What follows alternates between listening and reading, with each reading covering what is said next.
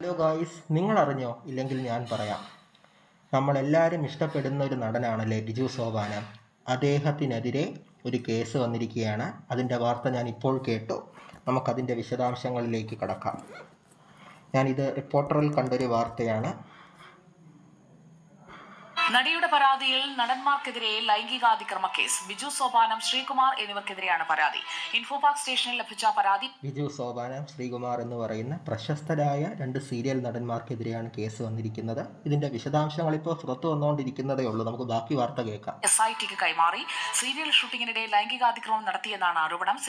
SITക്ക് ഇപ്പോൾ കേസ് കൈമാറിയിരിക്കുകയാണ്. അപ്പോൾ കേസ് വന്നു കഴിഞ്ഞു, കേസ് നിലവിലുണ്ട്. അപ്പം ഇതിന്റെ തുടരന്വേഷണം ഇനിയുള്ള ദിവസങ്ങളിൽ നമുക്കിതിനെക്കുറിച്ചുള്ള ഡീറ്റെയിൽസ് കൂടുതൽ കിട്ടുന്നതായിരിക്കും. അലിയാർ നൽകും കൂടുതൽ വിവരങ്ങൾ.